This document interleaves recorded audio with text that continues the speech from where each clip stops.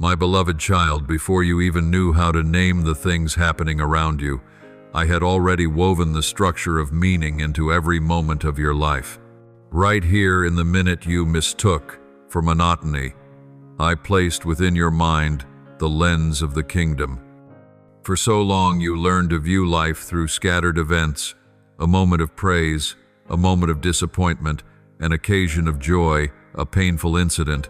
Yet, in my eyes, they are lines of text running continuously across a scroll no one else can decipher. I never called you to live like someone standing outside a door hearing only the noise echoing from within. I called you to step into the chamber where meaning is born, where even your every breath carries a sacred commission. The things you dismissed as mere luck, mere coincidence, or mere habit are the markers I planted along your path to guide you, silent directives that mortal eyes cannot translate. The world teaches you to read life by speed, who is faster, who stands out more, who leaves a louder echo. But I teach you to read life by depth, who can hear in silence, who can see in darkness, who can recognize my hand, inviting them in the midst of chaos. You once thought I spoke only when the heavens opened. Yet many times I spoke through the footsteps of a stranger beside you, through a brief encounter that seemed to have no aftermath, through a simple question that caused your heart to tremble in the crowd. Nothing you meet in life is a pile of random bricks. They are letters arranged into a narrative that you can only read in its fullness when you stand beneath my light. I do not need you to look upon the world as one who judges through emotion. I want you to look upon it as a messenger deciphering the secret charters of the kingdom, knowing that every occurrence passing through your life is a dispatch sent by me. Do not think I only speak when you kneel in a sanctuary or during solemn hours. I speak to you even when you stand waiting at a red light, when your hand meets the warmth of a cup of coffee, when you hear the neighbor's gate closing, when you sit among those who know nothing about the kingdom I am building. The lens I grant you does not exclude the ordinary. It sanctifies the ordinary, so that the ordinary becomes a chapter revealing mysteries the world regards as meaningless. The world evaluates a day by its gains and losses, but I evaluate that day by whether you recognized my message woven into its links. When you pass by a beggar and see their eyes lifted upward, perhaps I am reminding you that compassion is my language in every circumstance. When you see a tree shedding its leaves, perhaps I am teaching you the lesson of transition. That loss is not a final punctuation, but the necessary space for new life to emerge. When you witness a child clinging to their mother in fear, I am showing you how I hold fragile souls, how I protect those who cannot yet comprehend the path they walk. Do not overlook the small things, for I hide treasures in what is small, so the proud cannot reach them. And you, the child I have chosen, will read them like someone who finds a map buried beneath a pile of scrap paper. You once asked me, "Why is there so much randomness in my life?" And I replied, "Nothing is random once it collides with you." I arrange intersections like a master artisan weaving a vast tapestry. Any thread that seems tangled to you is part of the grand pattern as I see it from the other side. You call it failure, but I call it material for learning. You call it misfortune, but I call it training. You call it meaningless incident, but I call it the starting point of a chain of alignment your mortal sight cannot keep pace with. I do not require you to understand the moment it happens for the stories I write. Do not read like reports, but like prophecy. They only become clear when you travel further down the road and look back under the light I kindle. If you measure the worth of your life only by immediate results, you will wander in the shallows of the earthly mind. But if you look through the lens of the kingdom, you will see each fall as an invitation to continue, each silence as a directive, each delay as a bridge. I am quietly building beneath the soil. There are days I use brokenness to bend the direction of your soul. There are days I use someone's unexpected smile to heal what you believed was shattered. There are days I use rejection to pull you away from the hands of those who do not belong to the plans I have prepared for you. Not every tranquility is a blessing. Not every disruption is a calamity. Only the lens I place within your mind can distinguish the difference between what is merely safe and what belongs to destiny.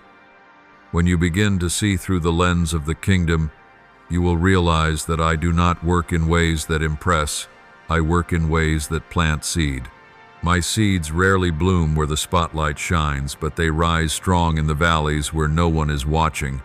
You will see that the paths others dismiss as dull are precisely where I store the most layered meanings, because they do not attract those who seek glory. They are the paths of the chosen. I teach you to see people not through their behaviors, but through the stories their hearts safeguard. The one who laughs loudly may be hiding the deepest fear. The one who seems cold may be someone terrified of being touched at a wound, never healed. The one who succeeds may be someone who has ignored my quiet calling for years. The lens of the kingdom does not merely help you distinguish good and bad, it helps you discern the meaning beneath every choice. It teaches you to see criticism as instruction, betrayal as liberation, a fleeting encounter as a link leading to a new life. When you truly see as I see, you will no longer rush to judge. You will slow down like one reading confidential letters, knowing that even a single line placed at the wrong time can overturn an entire destiny. My child, when I place the lens of the kingdom in your mind, it is not a jewel for display, but a strategic instrument for living among the world as one who belongs to another realm. You will perceive ordinary events like seeds beneath the soil. Others see mud, but you see a future harvest. Others see sudden rain, but you hear my voice watering the barren fields of the human heart. Others see loud arguments, but you read the loneliness behind closed doors. When you view life that way, you will walk not by reaction but by understanding, not by fear but by mission, not by the need to prove yourself, but by the certainty that you are participating in a story larger than yourself. I need you to enter life not as one searching for meaning, but as one carrying meaning to the places the world has abandoned. And remember this: as a blade at the belt of your soul, the lens of the kingdom only begins to shine when you choose to read life not by its outcomes, but by the purpose I have written for you. The lens I place in your mind is not created so you may simply record a sequence of events, but so you may read the meaning flowing through what arrives in your life each day. Events are only the shell, while meaning is the substance I use to shape your soul. People ask one another, "What happened today?" But I want you to learn to ask, "What is the Father telling me through what happened today?" When you remain at the surface of incidents, the mind is dragged up and down by the rhythm of changing circumstances. But when you see through the lens of the kingdom, you begin to recognize my fingerprints moving through both joy and tears. There are things that look like failure to the natural eye, but through my lens they are preparation. There are things that appear as delay to the mortal mind, but through my lens they are protection. I have never allowed a single day of your life to pass without sowing a message into it. The issue is that you often chase the question, "Why did this come?" and forget to ask, "What is the Father inviting me to understand?" The same event may look identical to two people, yet its meaning is different, for meaning does not lie in circumstance, but in the communion of their souls with me. That is why Scripture records, "All things work together for the good of those who love God," not because all things are blessings by nature, but because, in my hands, they are woven into a benevolent pattern for those who walk in love with me. When you receive this lens, you will cease counting how many favorable events you encounter, and you will learn instead to count how many times you recognized my voice among the things that seemed most ordinary. There are mornings when you wake up and feel as though everything stands against you. Plans collapse, people change, bad news arrives relentlessly, and your heart wonders whether I have left you. Yet if you look back through my lens, you will see that it is the day I train you to walk through the fear of losing control. A job door may shut because people are unfair, but I can use that very injustice to turn your steps away from a path that would grind your soul down. You only see the closed door. I see your footsteps being pulled away from the edge of a cliff. A relationship might break and pierce you with pain, but the lens of the kingdom helps you recognize that I am untying the bonds that do not belong to your destiny, so you will have room for the connections I prepared for you from eternity. There are seasons when you complain that your prayers seem unanswered, yet when you look back you will see that if I had responded in the way you desired, your soul would have grown weaker, not stronger. True meaning does not lie in whether things happen according to your preference, but in this, through them, do you become more like me? Do you learn to trust me more deeply? Do you learn to love others with a heart that has been stretched wider? I do not ask you to deny sorrow or pretend you do not hurt. I only invite you to let me place my hand upon your emotions, so they no longer control you, but become the field where I plant seeds of understanding. Then you will gradually learn to read life, not with the question, why is this happening to me, but with the question, what is this revealing about the Father's heart, about my own heart, and about the journey we are walking together every time you open Scripture. You are not merely reading old stories, but seeing the patterns I use to write the lives of those who belong to me. The lens of the kingdom helps you link those patterns to your own path. Joseph did not understand the meaning of the pit where his brothers threw him, nor the meaning of the years in a prison where no one remembered his name. But from my vantage point, these events were lining up for a day he would stand before a king to save a nation from famine. Under human eyes, the cross is the end, the evidence of failure. But I look at the cross through the lens of the kingdom. It is the door into the empty tomb, the intersection between judgment and grace, between death and resurrection. Israel looked at the Red Sea and saw only a dead end, while I looked and saw a dry path waiting to be split through the water. They saw Egypt pursuing them. I saw a people crossing to the other shore to learn to call me their father. When you understand this, you will be slower to conclude the meaning of your present day. You will know that in my kingdom, a dark page is not the final page, but often the backdrop upon which gold letters become more visible. This lens teaches you that if I can turn a sealed tomb into the birthplace of hope, I can also turn a chapter of your life you thought ruined into the place where something you never dared to pray for begins to bloom. Meaning never dies even when the events have passed. It continues to live in the way you allow me to interpret them for you, so your faith may be built upon the unchanging testimonies of my work in history. What I am forging in you is not the skill to analyze events, but a heart that waits for me to interpret them. The lens of the kingdom is not a formula, but the outcome of a living relationship. If you treat life like a cause-effect equation, where every event must be explained by reason, you will live in constant tension over the things you cannot understand. But if you receive life like a piece of music I am playing, you will learn that long moments of silence are simply the pauses that allow the melody to strike deeper thereafter. Scripture says, "We walk by faith, not by sight," meaning that true meaning arises from your trust in me, not from your capacity to inventory all facts.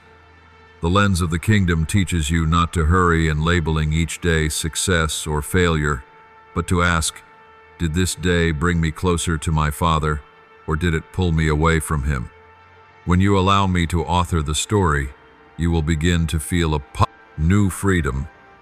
You are no longer bound by the need to understand everything, yet you live with a trust that makes all things bearable, because you know there is a hand arranging each detail, even if you cannot see the entire canvas.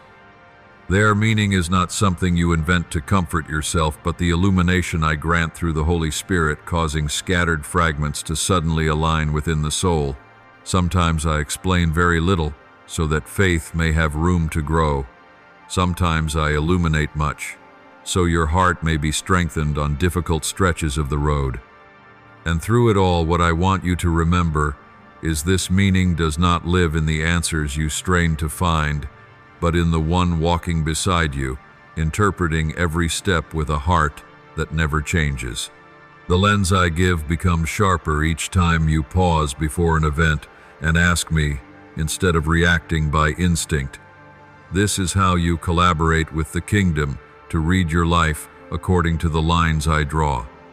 There are moments when your first response is anger, discouragement, fear, or withdrawing into yourself.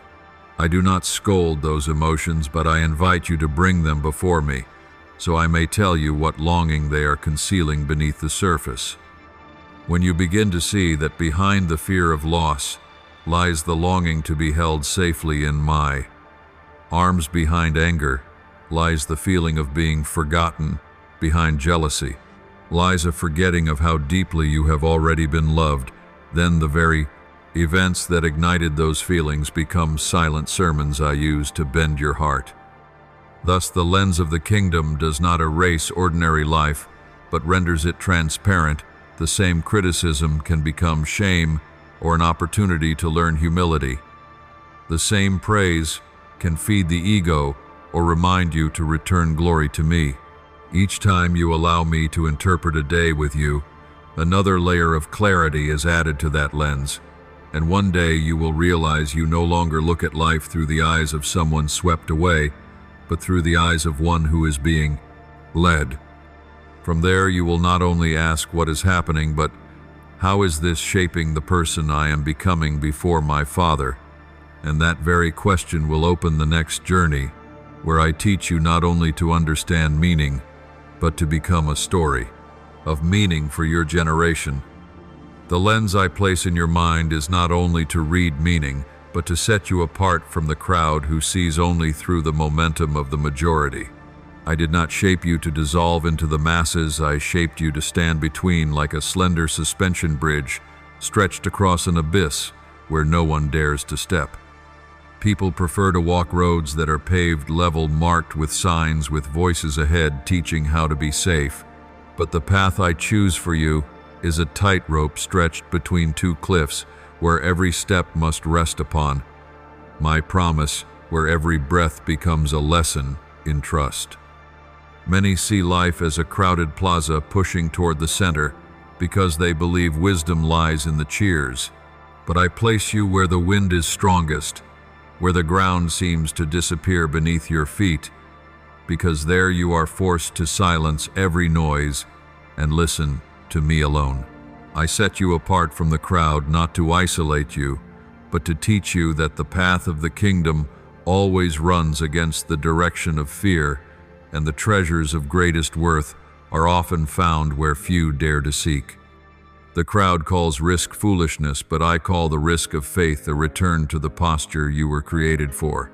The crowd demands instant results, but I sharpen your sight so you may see far. The crowd fears storms, but I teach you that storms are markers, awakening the courage I planted in you. As you walk across that hanging bridge, every step you place is not a step demanding safety, but a confession that the foundation of your life no longer rests in this world, but has shifted to rest upon me. The crowd teaches you that safety lies in numbers. They believe that wherever many people choose, that place must be right. They fear being different because being different may lead to pain and isolation. But the lens of the kingdom reveals another law. The smoothest grapes often grow on the hardest slopes. The most precious pearls are hidden in the dirty sediments of the deep sea, and great souls do not mature in excitement, but in silence. Separating you from the crowd is my way of pulling you away from the hypnosis of the multitude, because the crowd does not seek truth, they seek comfort. The crowd does not seek meaning, they seek validation.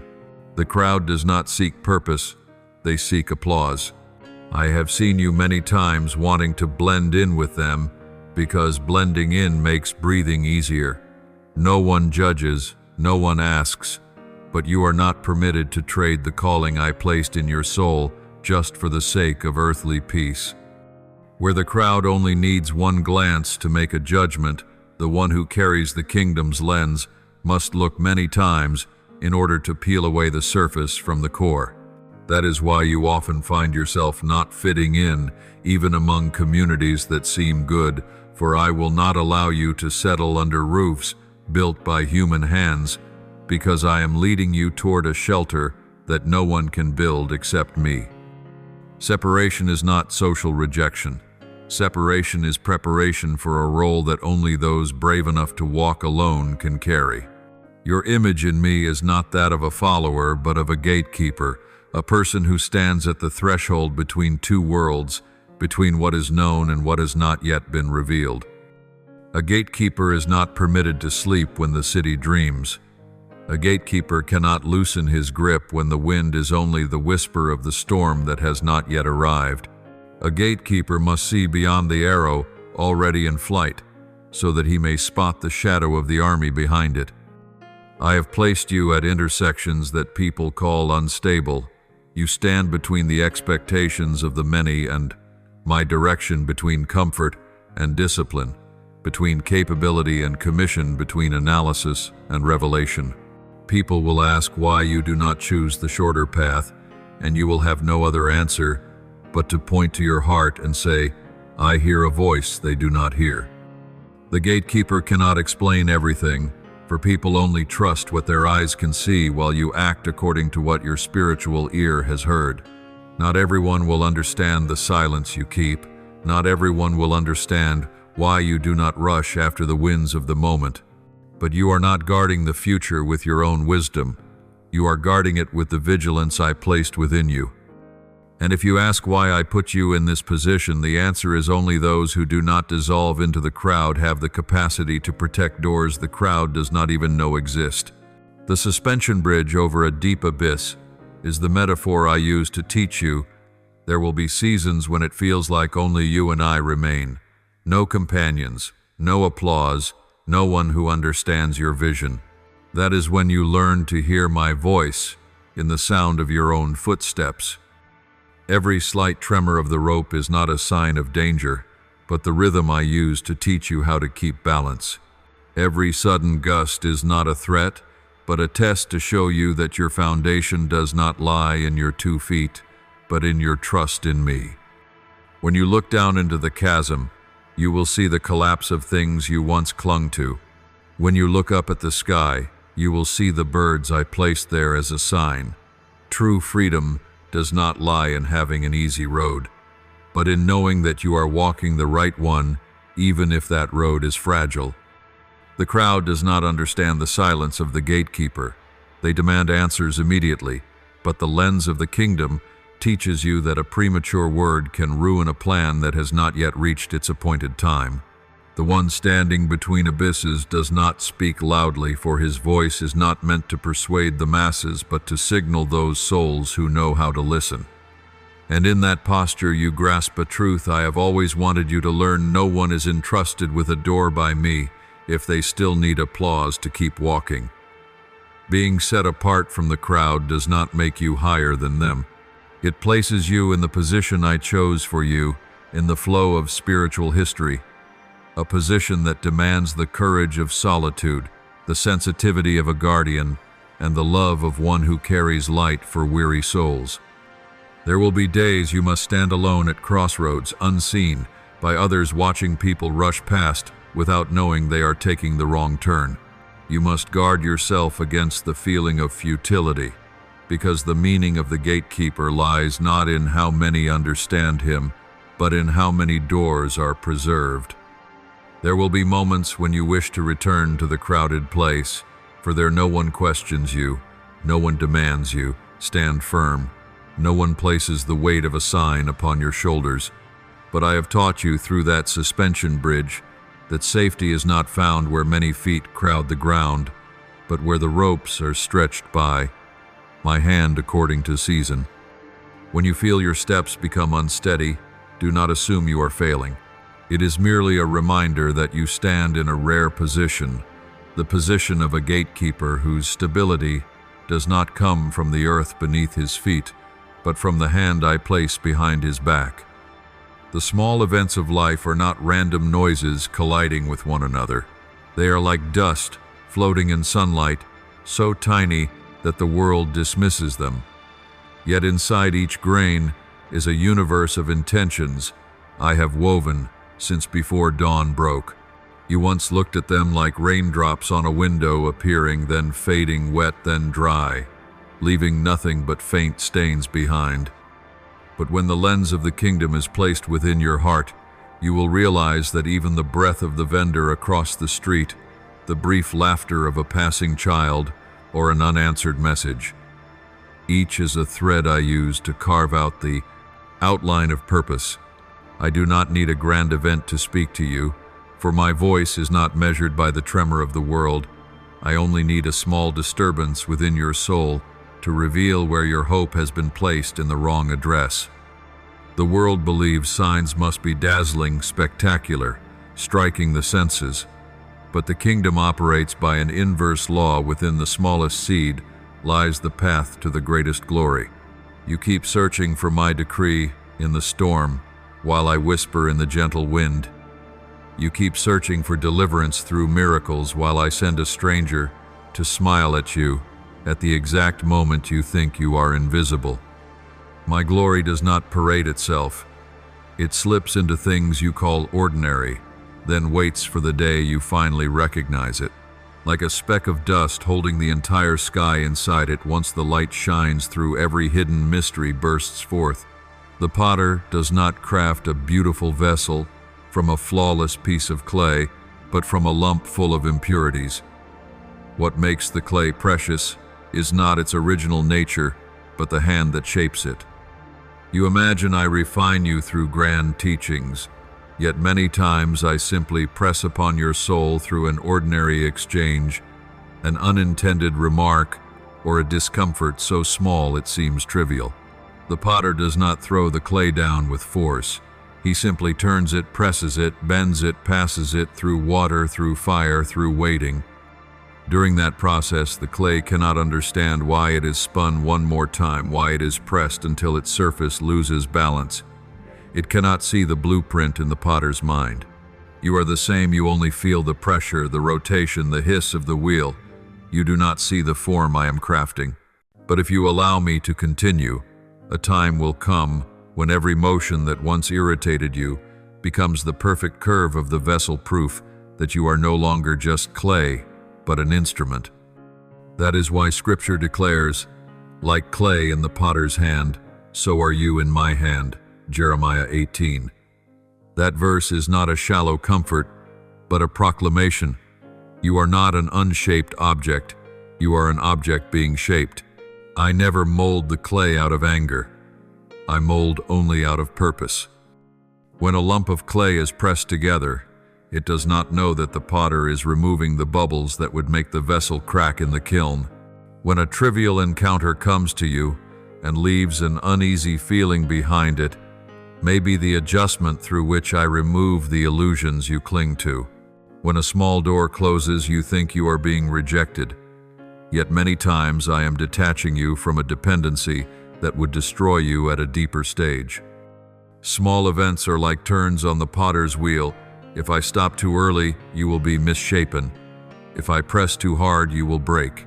That is why I keep a steady rhythm, little by little, like the craftsman who already holds the perfect image in his mind. The world measures events by their noise. I measure them by their effectiveness. A brief conversation can realign you more than a long sermon.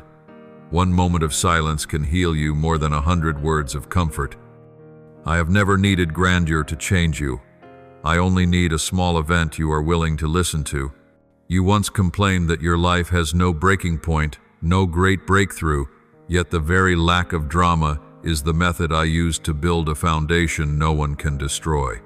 That complaint arises only when you forget that my hand does not work according to the schedule of your emotions. The potter does not put the clay into the fire the moment it becomes round. He waits until the surface dries, until all excess water has withdrawn, until the curves no longer slip from their shape. I wait for you in the same way I wait until you no longer do the right thing, just to be praised, no longer hold on to peace, just to avoid conflict, no longer love others, merely to keep them from leaving. I do not fear delay. I fear a soul that fractures in the forge of destiny.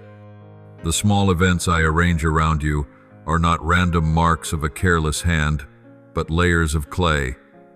I am gently trimming away so that your identity gradually reveals its true form. There are small events I use solely to test the elasticity of your soul. A condescending glance from someone, a seemingly casual rejection, a minor failure at work, none of them are meant to hurt you, but to see whether you lean on the voice of the world or on mine. Clay that is too dry will crack beneath the potter's fingers. A soul that is too defensive will break when I try to realign it. Many times I deliberately let you feel belittled, not because you are inferior, but because you must learn that your identity does not come from applause. Many times I let you fall into awkward circumstances, not to humiliate you, but so that you may see how in weakness my grace becomes perfect. And one day when you look back, you will realize those small moments that stirred your anger, shame, or disappointment were the patient strokes of a craftsman cleansing impurities from your soul. When you learn to see your life as clay in my hands, rest will come. You will no longer ask, why is this happening, but which part of me is being reshaped through this. You will no longer obsess over whether you are perfect, because you know the potter does not put the clay into the kiln while it is still wet. He knows the timing. That lens helps you see every small event as a gentle touch in the process of forming a vessel with purpose. From there, you stop fearing the temporary, stop fearing mistakes, stop fearing judgment. When you feel your life is nothing but a chain of insignificant collisions, remember that the potter never looks at the clay with the eyes of a passerby. He looks through the image of the final form in his heart, and through that gaze, you gradually understand that small things carry within them the entire larger picture, like a grain of dust, holding the universe of light, waiting only for the right moment to erupt beneath my sight. You still believe that misunderstandings in everyday life are merely unfortunate accidents, unnecessary scratches on the flow of existence. But I tell you, they are the secret classroom of the kingdom for your soul. When someone misunderstands your words, when their eyes close against your goodwill, when a story is told crooked from the truth, you often see nothing but pain and injustice, while I see the beginning of a lesson. In this school of life, I do not teach you with blackboard and chalk. I teach you through situations that make you want to withdraw, justify, or defend yourself, so that what truly operates within your heart may surface.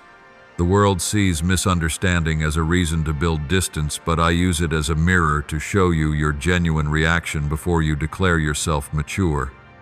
Each time you are unfairly judged, you are given a choice: either return to your old ways or stay seated in my classroom so I may show you the lines I am writing behind the scenes. You believe you are merely the victim of injustice, unaware that I am training you to become someone who can read the deeper story behind the behavior of others. I do not deny the pain you feel, nor do I belittle your tears, but I do not allow that pain to be meaningless. I turn it into the curriculum for your spiritual eyes. In those seasons of misunderstanding, I let you see what you once relied on to feel valuable. When people praised you, you called it a sign of my affirmation. When they turned their backs, you quickly assumed I had withdrawn my gaze from you, and that revealed your scale of value was still hanging in human hands.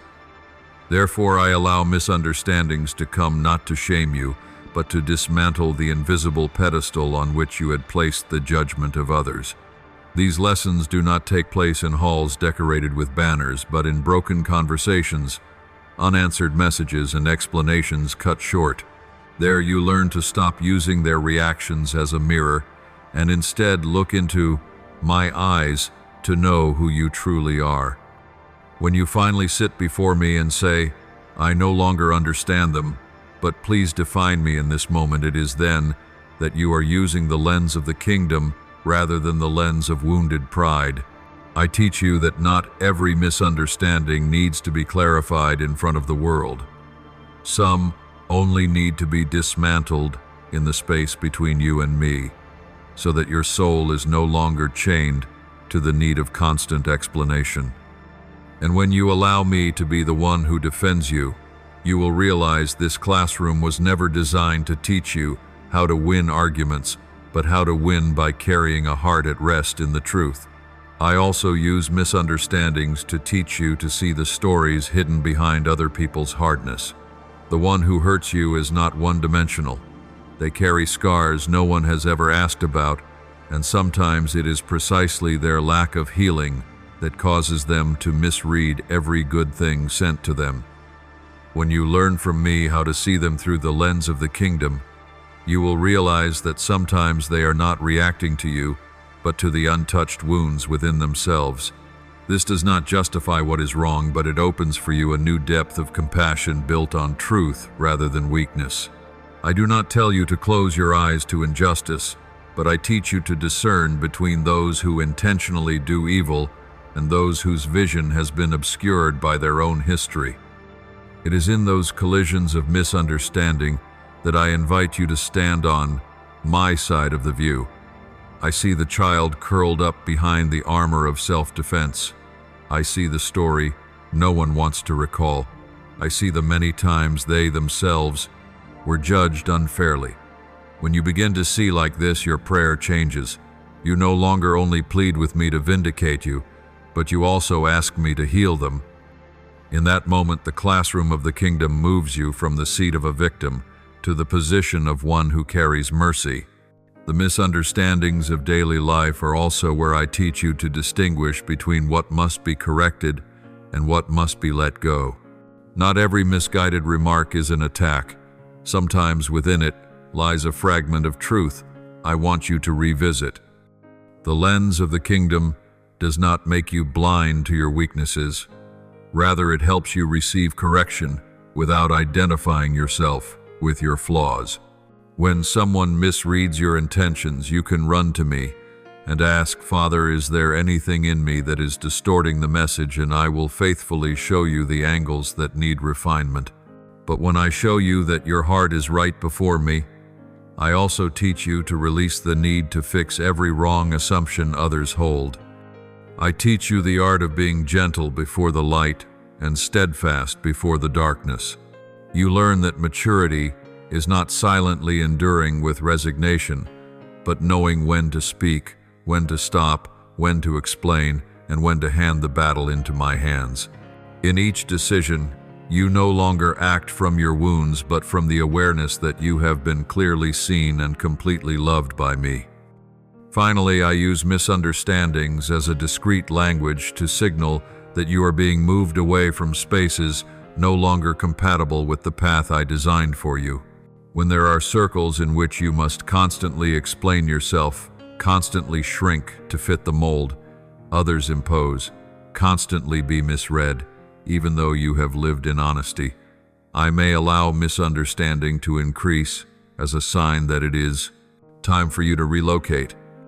I do not push you into a void of uncertainty. I simply loosen your grip from places that no longer help you grow in the kingdom.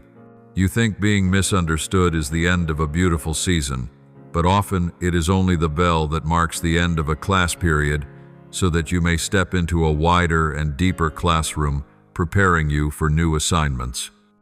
I do not want you to remain where people only wish to keep you in the version they find safe. I want to bring you to those whose eyes I have aligned so they may read correctly the stories I am writing upon the earth. And from the moment you understand that misunderstandings of everyday life may be the chalkboard I am using to write new words, you will be ready to move into the next classroom where I teach you not only to read the hidden story behind events, but to step into it as an agent of light in the very things the world calls chaos. You once viewed every circumstance as waves of emotion crashing against you. When there was peace, you believed I loved you.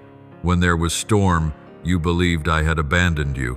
But I do not guide you by emotional rhythm. I guide you by mission. Emotions can change hue with every glance, every praise, every criticism, but the mission I placed in your soul does not change no matter how the winds shift. When you still define yourself by what people do or do not do to you, you will sway like a ship without an anchor. But once your eyes are aligned with the kingdom, you begin to recognize that everyday events are not merely experiences. They are coordinates on the treasure map I secretly entrusted to you. Where others see only incidents, you see landmarks. Where they see wounds, you see training data. Where they see a detour, you see an arrow pointing to lands you have never dared to step into. I do not tell you to ignore emotions. I only train them so they are no longer your compass. Emotions may reveal what you are going through, but only mission reveals what you were born to do. Like a ship setting sail, emotion is the wind, but mission is the compass. The wind can change direction regardless of your will, but the compass does not move. It always points to the north of your destiny. When storms rise, you may either lift your eyes to the towering waves that threaten to swallow you, or you may look down to the direction, adjust the sails according to the angles I have taught you. People will ask, how can you remain calm in the storm? And you will understand that calmness is not because you do not see the storm, but because you know the storm is not where you stop.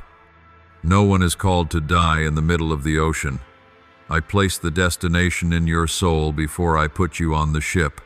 When you understand that mission comes from me, you no longer fear storms, because storms are only the final exam for those ready to become captains. The storm is not born to kill you, but to force you to lift your head and read the direction I etched into your heart.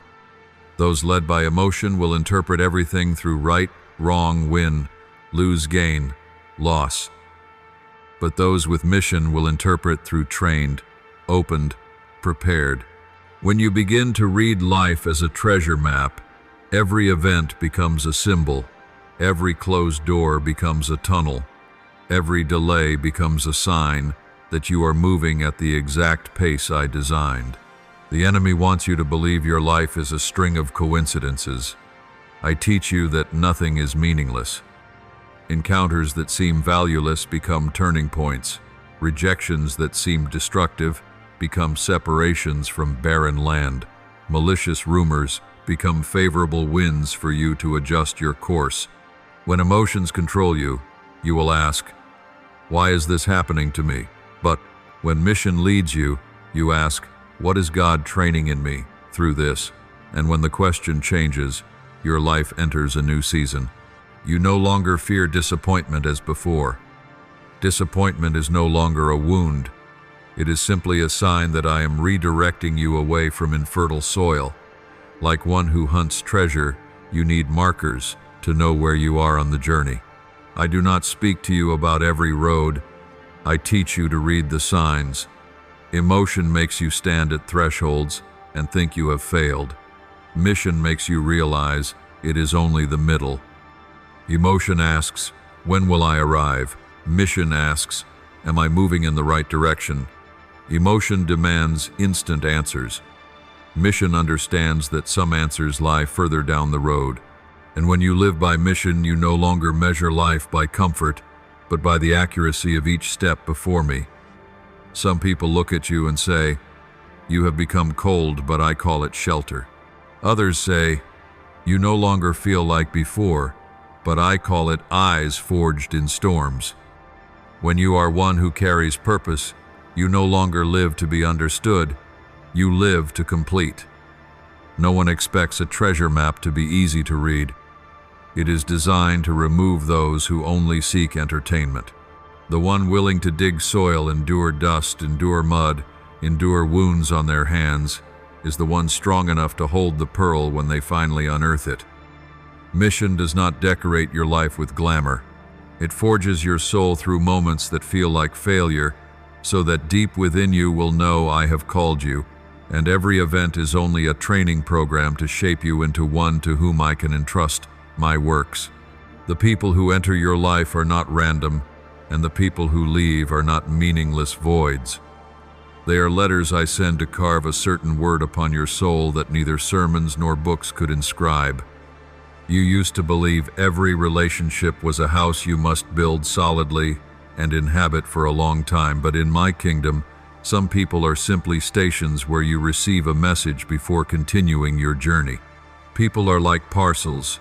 I send, some deliver comfort, some deliver awakening, some deliver lessons so deep you will never forget them. Yet all of them bear the postal seal, the seal of me. When you look back at those who came and left, you will see the mysterious connection you could not understand.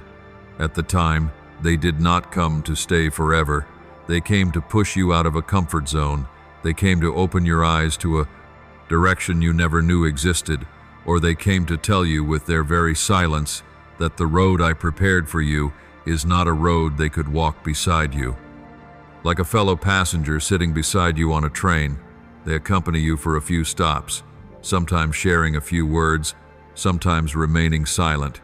Yet regardless, they are an indispensable part of the tapestry I am painting over your life. You do not need to force every passenger into becoming a lifelong companion. You simply need enough awareness to recognize what I am sending through them. Some people come to show you what you have not yet seen about yourself. They look at your ability before you even know what to call it. They speak a sentence that seems ordinary, but opens a door you never considered possible. I use such encounters to pull you from old ground and place you on a greater journey, just as I once did with Samuel when he heard my voice for the first time through the guidance of the priest Eli, 1 Samuel 3:8-10. Without Eli, Samuel would have thought it was only a vague dream. But because someone stood beside him, he recognized my voice and stepped into his calling. Likewise, some people enter your life only to say one sentence powerful enough to alter the direction of all your remaining years. You will not measure them by how long they stayed, but by how much light they revealed. Sometimes a single piece of advice, a phone call, or a brief moment of eye contact in a crowd is enough to change course. The soul can mature from the smallest things as long as you know how to look past their surface. But I also send people who are not meant to lift you, but to temper you. They arrive like parcels filled with heavy stones instead of food, so that you may realize your heart is not strong enough to bear a crown if you are still easily shaken by others. I do not use them to destroy you. I use them to reveal the cracks in the wall you once called unbreakable. When you are misunderstood, betrayed, or forgotten, you will see the very weakness you thought you had outgrown rise again. I do not despise you when I allow such hardened hearts to pass through your life. I am teaching you Joseph's lesson. It was those who sold Joseph into slavery who unknowingly pushed him toward Egypt, where I prepared the throne of prime minister for him. Genesis 4:5, 5:7. Without them, he would have remained only a child in a coat of many colors. Yet strangely, the very hands that seemed cruel became the instrument I used to carry him to the center of destiny. I will never place a mission in the hands of someone who has not tasted the collision of life, for only those who have been ground down possess a heart strong enough to bear purpose. There are people who come not to teach you a lesson, but to teach you how to let go. You want to hold on because you fear loneliness. You think they are the answer you believe. Their departure means, I have withdrawn my favor from you. But I show you some parcels are not meant to be stored, but to be passed along. I do not want you to turn every encounter into a prison gate. I want you to honor it then, open your heart, and move forward. Like a long road with rest stops, no one spends a lifetime at a roadside cafe. People stop to drink water, to breathe, to ask directions, then they continue. Do not make the mistake of forcing a rest stop into becoming the destination. Some people seem as though they will journey with you for a long time, but their departure is the sign that I am upgrading your path. When you cling to what is already complete, you make yourself someone standing still in the desert, even though you already have a direction leading to the promised land. I want you to understand this. Those who come and those who go are not the measurement of your worth, but the rhythm of my footsteps across your life's path. When you learn to read them as letters, you no longer react with emotion, you respond with clarity. You do not blame those who leave, nor do you worship those who arrive. You receive what I send, keep the essence, and continue with eyes unburdened. The kingdom does not use chains. The kingdom uses invitations. I do not bind you to any person, nor do I bind any person to you. I place them as signposts, as turns, as sun rays breaking through clouds or storms that are necessary.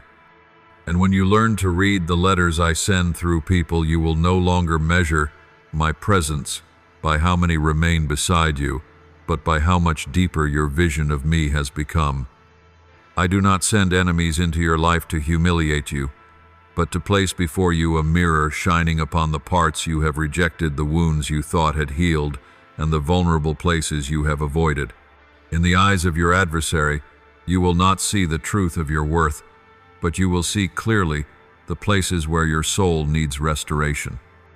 An enemy never attacks where you are useless. It only strikes where you carry potential and glory, because it does not look at you by your present state, but by what I have appointed for you. Its blow is like knocking on the door of your prison cell, revealing the chains still unbroken, and I allow it to knock so you may know where to find the key. Like a warrior looking at himself in the tent mirror before battle, you do not see failure but armor that is not yet complete. A blade not yet sharpened, a fragment of the mind, still trembling as you step onto the battlefield. The enemy is the mirror, reflecting not your worthlessness, but the areas of your soul that still require my forging. When you are insulted, your self-respect trembles and you think you are weak, but in truth it is an examination. So you may realize your value does not lie in praise or applause, but in whether you can stand firm in the storm. A warrior is not defined by the crowd's applause, but by his posture before his enemy. The words that stab straight into your heart are not merely attacks. They are blades shaped in the form of your own fear. If they pierce you, it means there is a wound inside you that has not healed. I do not allow the enemy to appear so you collapse, but so you understand that the true battlefield is not out there, it is in your mind. False beliefs, veils, fragile identities built on earthly emotions. The enemy does not create new wounds. It simply touches the very places you hide. And when that wound is exposed to light, I begin the work of healing. I want you to see this truth. A trained warrior is not afraid of being provoked, for he knows the enemy only attacks where there is a crack. The enemy never wastes its energy on solid rock. You once asked me, why am I always attacked in the places that hurt the most? And I remained silent, not because I abandoned you, but because I wanted you to learn how to view the attack as a guide, not a catastrophe. When an arrow strikes your weakness, you will know it is the place where I intend to place new armor. The enemy does not know how to heal, but it knows how to expose. I know how to heal, but I need something to work upon. When the contempt of the world makes you tremble, when rumors cause you to collapse, you think it is failure. But to me, it is the alarm bell revealing where your identity is rooted in the eyes of mortals rather than in my gaze. You will see this more clearly. As you mature in me, the deeper you step into your mission, the enemy no longer comes to destroy you, but to reflect the pride that remains, to mirror the self-exaltation holding up your arms instead of faith. When it dismantles your value, it is testing whether you still believe my word or have begun to believe its words. When it attacks what I have given, it is measuring whether you hold that gift by emotion or by covenant. A true warrior does not look into the mirror to boast, but to repair and prepare to measure the distance between his current stature and the stature he has been destined for. You look at your scars not to weep, but to remember victories already won. You look at the fire in your eyes not to admire yourself, but to know the mission is not yet finished. That is when you understand that the enemy is not the insult but the final examination that confirms you have graduated from the classroom of those who still crave applause. One day you will stand before the enemy and no longer tremble. You will look into its eyes and see the hollowness behind the words it uses as bullets. It is not because the enemy has become weaker, but because you have become stronger, for your identity has rooted itself in me, rather than in the voices of the world. When the enemy calls you useless, you will hear me call you sent. When it claims you are extra, you will remember that I carved your name upon my hands. When it threatens you with failure, you will see the purpose I placed behind the storm beyond its reach. And in that moment, you will no longer need to fight. In order to prove your worth, you will simply stand firm and let me fight for you. This is the posture of an heir, not of a commoner. The enemy does not disappear when you grow. It merely changes function from destroyer to mirror. And when you grasp this, you will know how to stand in the battlefield in silence and still radiate authority. I do not send nameless people into your life as random shadows passing by, but as angels in disguise, fragments of heaven in human form, standing quietly in places no one sees, speaking words that seem incidental but open the door to an phromic, entirely new season within your soul. Such encounters appear so ordinary that you fail to remember them at first. A stranger sitting beside you on the bus, offering a gentle comment that seems like mere social courtesy. An elderly security guard in the hospital, urging you not to give up while your loved one lies in intensive care. A cafe owner you have never met, who smiles and asks, "Are you tired?" on the very day your strength has collapsed. You think they are simply passing figures in your life, but I use them as rays of light piercing the clouded ceiling to plant hope again when you are close to surrender. To set a word of reassurance at the exact moment when you think the sky has shut. These seemingly insignificant encounters contain messages of the kingdom that mortal eyes often overlook because you have become accustomed to miracles in the form of grand events. Yet I, the one who loves your soul down to its smallest detail, delight in placing miracles in the hands of the unknown, for their silence makes no noise but touches the deepest fissures within you. You once expected spiritual scholars, renowned leaders, or powerful figures to be the bearers of answers. But I sent those whom no one pays attention to: a street vendor, a road sweeper, an old man in the park, people without titles, without an N1 scrite, audience without glory. You did not see them shining, you saw them worn. But it is their wornness that becomes the proof of what I am giving through them. When you have grown accustomed to wisdom in the form of argument, I use their words like a thin thread, sewing your heart back together without your knowing. The unknown ones teach you a truth. My kingdom is not revealed through display, but through quietness, not through the violence of noise, but through the gentleness of mercy. They are angels, walking with dusty feet, breathing human breath, sometimes bent from burden, so that you do not shatter when receiving blessing, so that you understand. I work in the ordinary world, in the market's clamor, in the pulse of traffic, in the unnoticed words between strangers. When I send the angels in disguise, they do not come to pull you onto a noisy peak. They come to keep you from falling into the abyss. They are the hands placed lightly on your shoulder when you have sat in silence for hours at the edge of despair. They do not speak theology, they do not preach, they do not call themselves messengers. They are simply a quiet, "You can do this," a gaze that sees through the mask you struggle to wear, or a simple gesture of someone placing an extra packet of sugar beside your coffee when they see your hands tremble from exhaustion. You cannot explain why such small gestures make you burst into tears for no reason. It is because I used them to unlock chambers of your heart you had sealed. You do not remember their faces. You do not know their names. You will never meet them again, but they have marked a turning point on your path. In the spiritual history of your life, these unknown ones carry the weight of messengers. They arrive at the right moment, depart at the right moment, ask for no acknowledgement, demand no outcome.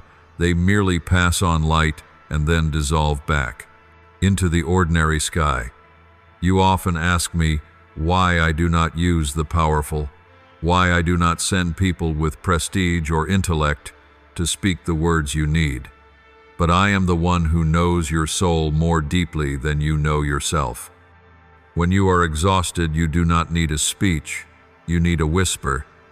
When you are in despair, you do not need a grand assembly, you need a gaze without judgment. When you stand at the crossroads of decision, you do not need a cheering crowd. You need a quiet keep going from someone who knows nothing of your story and is therefore untouched by anyone's expectations. I often send angels in humble forms so that you do not kneel before them, but bow your heart before me. So, you understand that spiritual gift is not a privilege reserved for those standing on holy stages, but an opportunity given to every soul that listens. The world despises anonymity, but the kingdom holds a different logic. Those who seem the smallest in the eyes of the world are often the greatest gates I use to step into your life. And when you mature in me, you will discover a deeper mystery. I do not only send nameless angels to you, I also send you to become nameless for someone else. There will be days when you are waiting for a miracle, yet in that very season you notice someone drowning in their night, and you speak words of encouragement you do not know how you found. Then you walk away unaware that those words became the anchor that carried them through the storm. You will not know their name, you will not know their story, you will receive no response, but heaven will record it as victory. In those moments you will understand that an angel is not a winged figure of legend. An angel is anyone I send at the appointed time, carrying the right words, the right gaze, the right gesture, to mend the fractured path in the soul of someone collapsing. When you learn to live that way, you will have entered the work of the kingdom. For the kingdom is not built by fame, but by the quiet miracles I sow into human lives through people you once thought were nothing special. I do not lead you through seasons to test whether you can endure. I lead you through seasons to teach you to see the lessons that human eyes will never search for. Every season carries its own language, its own rhythm, its own layer of meaning that only those who know how to listen to me with their spirit can discern. A season of abundance is not so you may assume everything will always be easy. It is a lesson in gratitude, in refusing to drift into complacency, in learning how to use your surplus to illuminate the path for those who are suffering. A barren season is not meant to punish you. It is an examination of foundations, whether you build your faith on the stability of emotion or upon the rock of my word. You once feared silent seasons, but it is in those very seasons that I speak to you most deeply, because the noise of the world is burned away, leaving only my voice echoing in your heart. When you understand this, you no longer see dark seasons as a curse, but as the desk upon which I train the leaders of the kingdom. No season is meaningless. There are only souls who do not know how to read. My sermons woven along the stream of time. The harvest season is not only a reward, it is a reminder that you must learn how to keep pace, neither running ahead of me in excitement, nor becoming so prideful that you forget the source of your blessing. The season of sowing is not merely a beginning. It is a lesson in steadfastness, in continuing to scatter seed, even when the soil is dry, when your hands are calloused, when the world looks on and mocks you. I have placed a principle in creation: there is no blossom if the seed does not rest in the soil. There is no ripe grain if the sprout does not endure sun and wind. There is no precious pearl if the stone is not polished. Every season is a refining process. in which I take the things you call failure and turn them into guidance. Take your tears and turn them into the oil that will soothe the wounds of others. When you understand that every season has a purpose, you no longer ask, "Why is this happening to me?" but instead, "What are you teaching me?" You used to believe that only bright seasons were signs of my favor, and that stormy seasons proved I had turned away. But the truth of the kingdom does not operate that way. The storm teaches you to cling to my hand instead of staring at the waves. It teaches you to discern which voice is mine, and which is the wind, which is truth, and which is the fear you create for yourself. The season of peace teaches you to live in purpose, rather than in laziness. For peace is not the emptiness of action, but the stability of the spirit in the face of life's movements.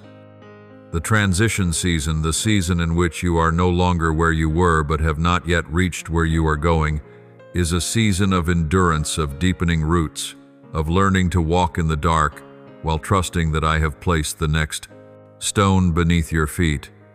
Each time you stumble because you see nothing, I whisper, "Do not look with fleshly eyes, look with mine," and when you listen, your heart settles. I know your soul once despised, change you once wished for a life as flat as the surface of a lake. But a lake is only calm when it is dead. A living river must flow, must strike. The stones must grow, cloudy, must bend sharply, must rush through waterfalls, and because of this, it slips through barren lands and brings life to places that have never known it. You are not made to stand still. You are made to move according to my rhythm. Seasons of transformation are not destruction but expansion. When you learn to see each season as a movement, in a grand composition, I am writing for your soul, you will no longer fear the low notes. You will understand that it is the quiet descent that prepares the stage for the crescendo to come. In the season of silence, you will not think I have abandoned you, but you will recognize I am strengthening you. In the season of trial, you will not think you have been forsaken, but you will know I am training you. In the season of prosperity, you will not assume you can rely on yourself, but you will know I am entrusting you to fill the souls around you. One day, when you look back, you will see that the seasons you thought were scattered have woven themselves together into a complete tapestry, no season wasted, no moment superfluous. You will realize that the seasons in which you suffered the most were the very places where I laid the deepest foundations. The seasons in which you shattered were the places I created new fragments that you would one day use to cover the lives of others. The seasons in which you thought I was silent were the places I taught you to listen with spiritual hearing. When you realize that each season is a classroom of the kingdom, you will no longer walk through life as a victim, but as my student. You will pass through the cycles of time with the calm of one who knows that every step is guided by the one who sees the end from the beginning. I do not allow delay to wound you. I allow it as an invitation into the chamber of inner strength where you stop relying on the velocity of the world and begin to depend on the rhythm of the kingdom. Delay is not a wall blocking your path, but a corridor that deepens you. It pulls you away from noise and ushers you into a room with no audience, where everything is stripped away until only your heart and mine remain. When your prayers are not answered immediately, it is not because I lack power, but because I see your soul is not yet ready to carry what you ask for. I see the internal framework is not strong enough to bear the weight, and I choose to delay, so that I may build foundations, forge endurance, bury roots into trust, and transform you from one who lives by results into one who lives by source. The world sees delay as failure, as a fracture in destiny, but in the kingdom, delay is the moment heaven secretly lays the groundwork for long-term victories, the silence before the trumpet of battle, the night before the dawn of new purpose. You once impatiently wished for everything to arrive in perfect alignment with your prayer because you believed that once the answer came, you would finally rest. But you did not know that if I granted what you asked for too soon, the blessing would crush you. Just as a small lamp cannot withstand an excess of current, an unseasoned soul cannot withstand the weight of a heavy gift. I choose delay to teach you how to store oil like the 10 virgins in the night of waiting for the bridegroom. Those who craved immediate light grew weary quickly, but those who tended the oil in their vessels stood firm when the appointed hour came. Strength of spirit does not come from winning battles, but from knowing how to stand in days when no victory can be seen. In moments when no one applauds, no one understands you, no one sees your silent endurance, I still record every step, because the reward I prepare for you is not for what you achieved, but because you refuse to surrender. There are delays I establish in order to dismantle your old identity. When every door closes and no one responds, you are forced to ask yourself, am I reaching for them or reaching for you? I make you wait longer, so that you no longer seek validation, no longer cling to human encouragement, no longer use people's reactions as the measure of your worth. Delay peels away layer after layer of the need to prove yourself, strip by strip of the ambition that demands instant results. It brings you back to the place where only one source remains: me. When you learn to place your trust in me, you no longer demand immediate answers, because you have understood that speed does not measure grace. A mission in the kingdom is not measured by the number of steps, but by the weight of each step, not measured by the timing of victory, but by the ability to keep peace in the midst of a slowness that seems pointless. It is in that realm that I forge you into a warrior of the unseen, one who does not move by convenience but by covenant. Delay is also where I teach you to distinguish the true voice from the false. When your prayers are answered quickly, you easily believe that every convenience comes from me and every delay comes from the enemy. But in truth, the most difficult burden is not attack, but the absence of anything happening. There my voice does not thunder like lightning. It is soft like breath. If you do not learn to stand firm in inward strength, you will run toward substitute voices, dazzling shortcuts, or miraculous plans crafted by the world. I let you walk through the territory of delay so you may discern which invitations are genuine and which traps are wrapped in silk, so you may see which words quiet your spirit and which words trouble it. This is the final lesson. Before I open the door, you must learn to listen to me, deeper than fear, deeper than the expectations of others, deeper than the echoes of your own mind. Then there will come a day when the delay touches the point. You thought you could no longer endure, and your soul will enter a strange state. You no longer long for this to end soon, but begin asking, who will I become after this process? That is the sign I am completing a phase of training. For the immature ask for early arrival. The mature ask for strength to walk through. When you reach that place, you will no longer see delay as an enemy, but as a teacher, one that taught you to stand in the dark without staggering, one that trained you to wait without collapsing, one that fortified your soul so that when the teacher door opens, you will not enter with trembling hands, but with authority. I do not allow collapse to end your journey. I allow it to become the stage where I arrange the miracle. Everything that breaks in your life is never a random accident of fate, but an altar I establish in the place you believed had nothing left worth offering. When you see the ruins, shattered dreams, fractured trust relationships that died in silence, you see failure. I see an open ground wide enough to plant a new seed. You once asked me why the things you built with determination and tears fell apart halfway, but you have not yet seen what I saw. The foundation you built may be strong enough for a small house, but I am preparing a castle. Collapse is the bell that rings to tell you the old foundation cannot hold a destiny that is growing within you. I do not break to harm you. I break to rebuild, to lead you beyond the borders of your own understanding, to usher you into a spiritual dimension you have never touched. The pages of Scripture you read only recount the outcomes, but what I want you to understand is hidden in the process.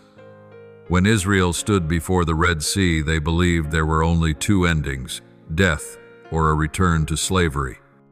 But I placed them in a position where every human option was powerless, so that only one path remained: miracle. Then Moses stretched out his hand over the sea, and the Lord drove the sea back by a strong east wind all night, and turned the sea into dry land. Exodus 1:4-1. I did not part the sea while they still had solutions. I parted it when collapse reached its peak, when the weapons of the Egyptian army pressed behind them, and the waves ahead stood motionless like a wall of cold stone. You looked at a dead end. I looked at a path yet to be revealed. The sea does not need to become land unless there is pursuit. The mountain does not need to move unless you stand before an invisible wall, and miracles are unnecessary if your life is clever enough to manage itself. Collapse shatters earthly expectations to leave only one possibility: me. In the seasons when you are exhausted, when your soul shrinks beneath disappointment, I do not condemn your weakness. I see the seed of strength within it. It is precisely when you collapse that you stop believing you can save yourself. Precisely when you lose that you cease insisting on control. Precisely when every language you know falls silent, that I teach you to speak in the language of tears. I am not silent to abandon you. I am silent so your soul may open. Collapse pulls you away from old perspectives, away from calculations, away from overly clever plans. It returns you to your primal state, where only you and I remain, with no reputation, no expectation, no evaluation. And in that place you begin to see what I want you to see. Strength does not lie in outcomes, but in surrender. Victory does not lie in control, but in handing the burden back to me. There are collapses that are not meant to pull you backward, but to lift you. Like a vessel shattered in the potter's house, only when the fragments fall from their old form can the potter reshape them into something more worthy of the vision he held in his heart. The first vessel is not the final form. The final form is the original intention. In the same way, you cannot keep your shape when I intend to raise your sight. The crack is the sign that I am intervening. I do not work by surface brightness. I work by entering the places within your soul no one has ever seen. A life that never collapses is a life that has never come close to its true calling. You want miracles, yet you fear the price of miracles: exposure, loss of control, the destruction of the things you believed were safe. But like a seed, you see only its death in the soil. I see the sprout rising from the dark, piercing the long night, splitting the silence to meet the dawn. Then there will be a moment when you look back at your cracks and understand why I did not mend them immediately. For if I had mended them, you would have continued to live by old methods. But when I let them ache for a time, you learned to lean not on ability, but on me. You once thought, Lord, you could fix me in a second. And that is true, I could. But I do not wish to fix you the way you fix a broken chair. I wish to recreate you the way I recreate a destiny, an identity, a history. I do not merely want to remove your pain. I want your pain to become the soil where I plant new faith. One day you will stand among those who are collapsing, and you will not tell them that everything will be fine. You will tell them, I saw miracles bloom from the very place that looked dead. And in that moment you will no longer testify with theory, but with experience. You think I speak most clearly when the sun shines, when your prayers are answered, when everything goes your way, and your soul feels at peace.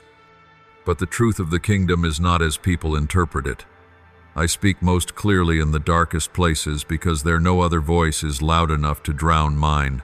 When the lights of the world go out, when applause falls silent, when those once at your side walk away, when you lie on your bed with no one left to call, when your phone stays still, and your mind hears only the whisper of fear, just then, my words no longer compete with any other sound.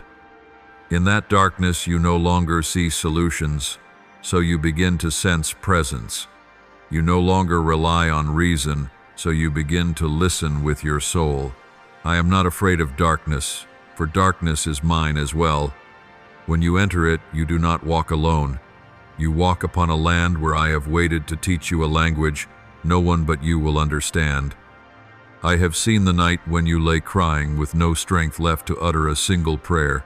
Your eyelids swollen, your heart cracked like shattered pottery.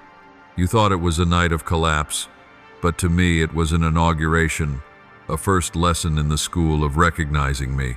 You failed because you wanted to hear me through trumpet blasts of triumph, while I came as a gentle breath against the back of your neck. You wanted me to appear as a firestorm upon the mountain, yet I came as a thread-like light slipping through a gap no wider than a coin. You screamed in despair, but I touched you with silence, because I knew you needed to learn how to recognize me, not through violent emotions, but through the spiritual pulse beating within your own heart. In the darkness, I do not use ornate words. I speak sentences so minimal that your soul must pause. Do not fear. I am here. Stand firm. These phrases are short because the darkness itself is already too long. There are moments when you have heard me most clearly, precisely in the seasons you believed I was most silent. When opportunity slipped through your fingers, when the one you loved walked away, when work collapsed, when the plea, "Please, don't let this happen," received no answer. This was not me turning my back, but me saying, "You are facing the wrong direction." Just as Samuel did not recognize my voice because he did not yet know me. 1 Samuel 3.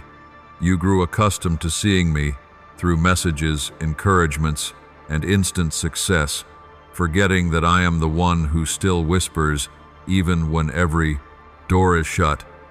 People want light so they can see the path. I lead you into darkness so you may know that I am the path. People want signs for confirmation. I let you walk through the night so you will realize that I alone am the confirmation. You thought that night was where I withdrew my voice, but in truth I was withdrawing the voice of the world so mine would be the only sound remaining. I know the darkness makes you afraid. It makes you believe you are losing direction. It makes you doubt your worth. It makes you review every mistake of the past, like someone torturing their own soul. But my darkness is not like the darkness of the enemy. The enemy's darkness is a pit that devours hope. My darkness is soil that covers the seed before it breaks from the ground. People see a grave, I see a garden. People see defeat. I see the blind spot where I teach you to distinguish between true hope and hope borrowed from the world. It is within the night that I teach you to recognize what hope is real and what hope merely imitates light.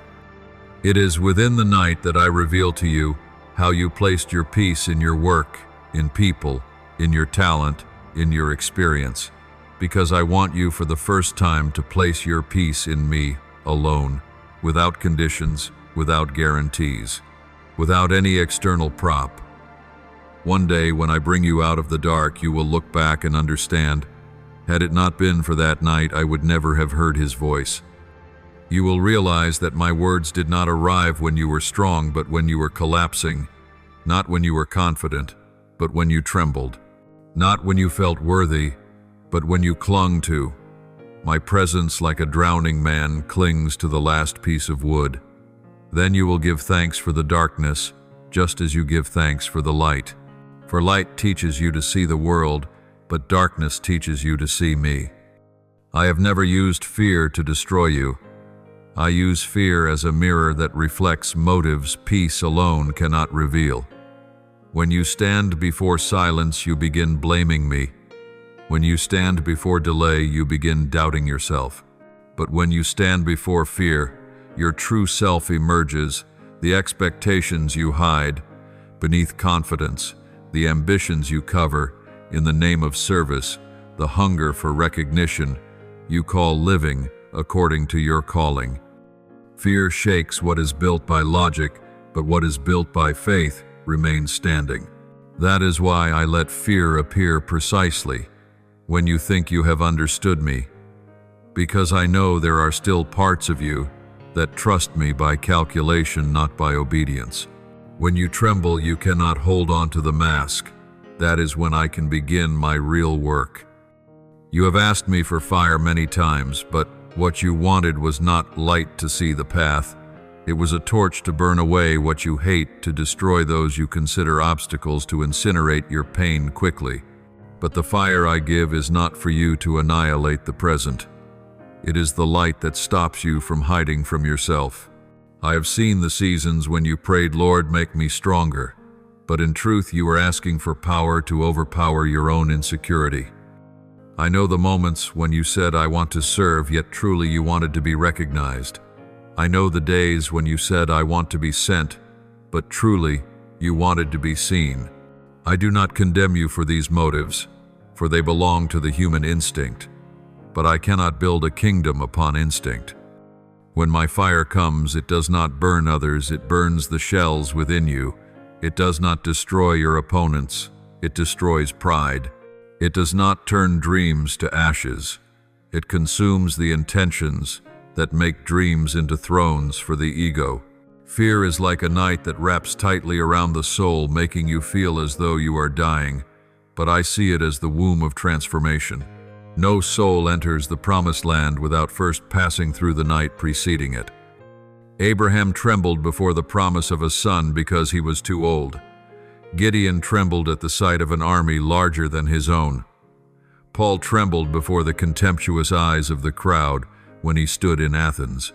And yet these trembling ones were the ones I chose, because they knew they could not rely on their own strength. Fear is not the enemy.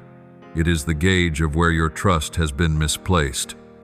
When fear exposes the place where you shake, I do not come to scold. I lay my hand upon your shoulder and ask, "What do you believe?" That question is not for condemnation. It is for purification. You will understand this. As you grow in me, prayers born out of fear are always enormous, but prayers born out of conviction are simple. When you fear loss, you ask me to make things stay. When you fear loneliness, you ask me to send someone. When you fear failure, you ask me to open doors. But when fear dissolves and your heart stands in me, your prayer becomes, "Who do you want me to be?" And that is the moment my fire illuminates, not to burn the outside, but to reveal the inside. You will see old motives fall away like dry shells. No need to prove, no need to outdo, no need for an audience. I did not shape you to be a forest burner. I shaped you to be the torchbearer who walks ahead of the multitude. One day you will look back on the nights you trembled in fear, and you will understand it was not the enemy's strike, it was my stripping.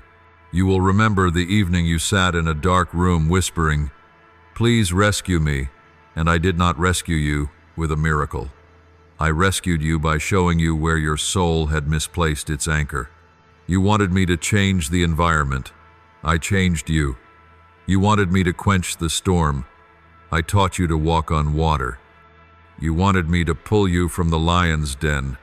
I made the lions unable to harm you. My fire has never been sent to destroy the soul. My fire comes only to reveal the truth. I do not leave you in loneliness to punish you. I leave you in loneliness because it is my operating room, the place where all noise must wait outside the door, where I place you on the surgical table of the soul and begin to cut away the parts you have grown too familiar with to realize they are killing you. In that place there is no audience, no sound, no comfort wrapped in eloquence. There is only me, you, and what you can no longer escape. Just as a hospital room shields a patient from the eyes of the world, the room of loneliness shields you from false expectations. I close the door to protect the operation because only in loneliness will you sit still, stop running, and allow my blade to pass through the places you have patched with self-effort, with compromise, with relationships that carried no life. Loneliness is the place where I anesthetize your soul from the noise of the world, so you stop reacting to the gaze of others and begin responding to the hand of mine working inside you. You do not know that before every miracle of maturity, there is a silent surgery. I gave you many chances to see your illness in daylight comparison, to fear of being left behind, hunger for admiration, the habit of proving yourself, but light only helped you beautify them. Only when I bring you into the room of loneliness, where there is no one left to perform for, do you begin to see yourself not as the image you created. You thought loneliness meant abandonment. I tell you, loneliness is the post-operation ward where I stitch what you have torn, where I realign the joints you dislocated by trying to walk too fast, where I set your spiritual body back into its original position of covenant. I do not perform surgery in a crowd. I operate in silence because true healing never happens while the soul is still performing. Like a carpenter in his workshop, I do not begin by hammering. I begin by shaving. I set you upon my workbench and strip away every layer, the layers you gathered from the past, from family expectations, from comparing yourself to friends, from the contemptuous eyes of others, from short-lived dreams you drew for yourself. You cry because you think I am destroying you. In truth, I am shaping you. I do not want you to become an ornament for display. I want you to become a complete instrument in my hand, a bow drawn to the right tension, an axe sharpened to the right edge, a ship plank that will not split when the waves rise. The carpenter does not apologize when the wood cries under the blade. He knows the cry is only the temporary protest of the outer layer before the true form emerges. In the same way, you are not harmed by loneliness. You are only crying beneath my plane. Here's what I want you to understand. Loneliness is not the natural environment of your soul, but it is the necessary environment for identity to be formed. Like Samuel, the boy ministered to the Lord sleeping near the Ark of the Covenant, the 1 Samuel 3.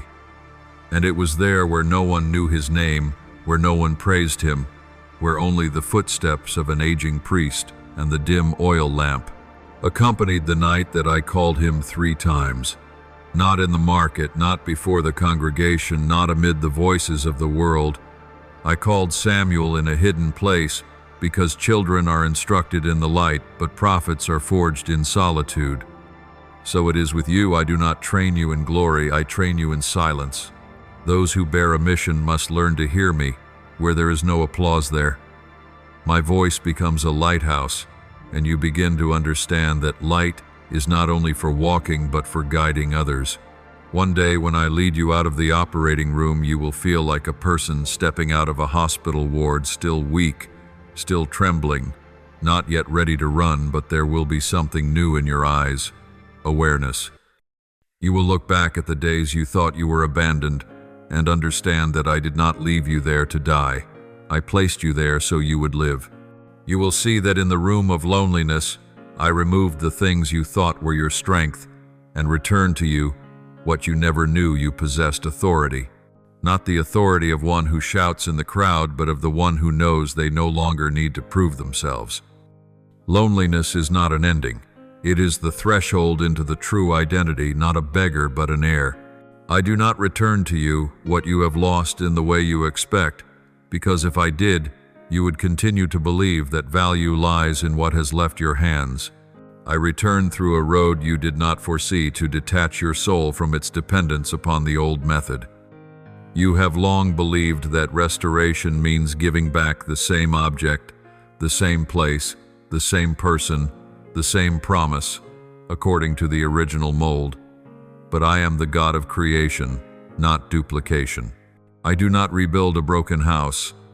I lay a new foundation. I do not repair shattered pottery. I reshape the clay into an entirely new vessel. I do not return to you a past version. I hand you a reality the past could never produce. There are things I remove from you not because they are evil, but because they are too small for the plan I have ordained. There are people I withdraw, not because they are wicked, but because they cannot walk with you into the next segment of destiny. You cry because you mistake loss for failure. I see only the necessary space where new life must begin. You once asked me, "Please give me back what I have lost."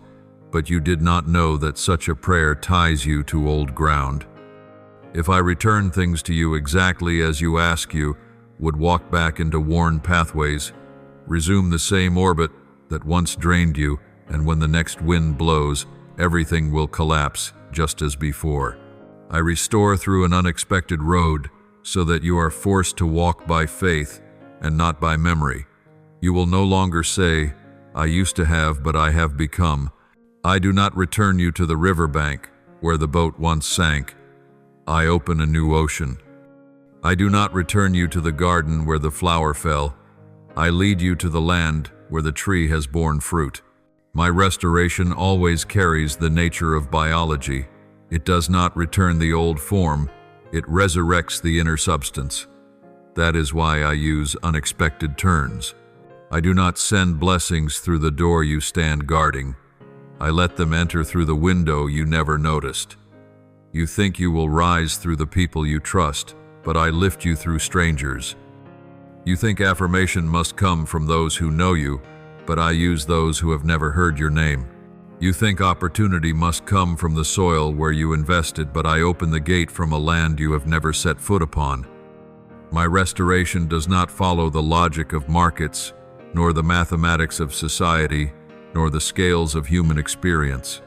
It follows the logic of the kingdom, where the seed must die to become a tree, where wheat must be crushed to become bread, where wine must endure fermentation to gain depth. You cannot cling to the past and expect the future at the same time. Only when you open your hands can I place the new gift within them. Look back at the stories I have written throughout history, and you will see this law. Job did not receive the old livestock nor the children he had lost. I gave him double through a different generation, different wealth, different glory, removing from his hands what he believed was stability. I placed into his hands what meant establishment. The widow was not given back the husband she lost. I restored her through oil that did not run dry, flour that did not vanish, and the preservation of her child's life. The bread and the jar of oil were not compensation, they were redefinition. Paul did not regain his old eyesight after Damascus, he received new sight to behold my kingdom. You want the past resurrected, I want your identity rebuilt. You want what was familiar to return, I want what has never existed to be born. There will come a moment when the season of restoration opens, and you will understand why your prayers were not answered in the way you imagined. You will see that everything I removed carried a cord pulling you back to the old ground relationships that weakened you by forcing you to constantly prove yourself, jobs that made you forget you were merely the one sent and glittering, but small dreams that demanded your soul as the price to stay on the stage. You will realize that I do not give back in straight lines. I give back in curves, like a wave that never returns by the path it departed, like the rain that does not go back to the sky but sinks into the earth to sprout into grain. I do not bring back what has gone. I transform it into what can lift you higher. When you stand upon the mountainside looking down into the valley of your life, you will see that the paths you once thought were losses were foundations upon which I shaped a version of you that you would never have dared to dream. I do not reward you according to what the world calls results, because the true reward is not found in applause, not in the gaze of the crowd, not in profit or achievements. The true reward lies in understanding. When you begin to see through the lens of the kingdom, you will realize that the victories I give you are not the ones you once prayed for. They do not arise from ambition, but from mission. They do not come from the goals you set, but from the plan I wrote before you were born. You asked me to open the door, and I changed the road. You asked me to lift you up, and I drew you inward. You asked me to rescue you from pressure, and I allowed the pressure to shape you, for your reward is not comfort, but the recognition of truth. Only when your soul tastes what I know will you walk rightly in the places I lead you. The world calls it victory when they are acknowledged. I call it victory when you understand what I am doing, even when no one sees it. A warrior who has never gone to battle but understands the strategy will stand firmer than one covered in trophies, yet blinded by ideals. I have seen you many times pleading with me to change the circumstances so you may hurt less, yet you do not know that the moment you begin to ask, "What am I learning?" instead of, "Why is this happening?" you have crossed into the territory of an heir. A slave asks why. An heir asks who I want them to become in the circumstance. When your soul reaches this question, heaven moves, for victory is no longer an external destination, but an internal position. The place where you stand, not because the world elevates you, but because I have placed you there. That is why I do not give you reward according to your prayer, but according to my choice. If I rewarded you according to what you think you need, you would imprison yourself in shallow outcomes, praise, stability positions that ease your anxiety opportunities, that silence your trembling. But if victory is only consolation, you will never grow. If victory is merely being saved from the waves, you will never learn to walk on water. I do not give you victory to satisfy you. I give you victory to position you. A child asks for bread so they will not be hungry. A mature son asks for bread to feed a nation. I see the places where you are ready to serve, therefore I send you victories that do not solve personal needs but unlock your capacity for the kingdom. You once believed reward comes after effort. I tell you the true reward comes after understanding. You may labor all your life and remain poor in the soul. The one who understands once will walk a lifetime like the wealthy. That is why I keep back the things you ask for, not because I am cold, but because I know that if I give them too soon, you will use them to hide your immaturity rather than to fulfill your mission. I wait until you understand me, so that the reward is no longer something you cling to, but something you use. The victories I choose arrive at the moment when you no longer expect them to prove yourself, because then your soul is strong enough not to turn victory into an idol. That reward comes quietly, peacefully, clothed in gratitude, and only those who have walked the desert will recognize the greatest treasure is not the water in the well, but the understanding of how to find the well. When you look back upon your journey, you will see that the bends where you thought you had failed were the very moments I was deepening the foundation. You will see that the circumstances you labeled as late, wrong, unfair were precisely the places where I hid victory so that your ego would not steal it. I place victory where the soul knows how to bow, not where your mouth knows how to shout. I place victory where a flower grows between the rocks, not where people stage their glittering displays. I place victory in inner peace, not in applause.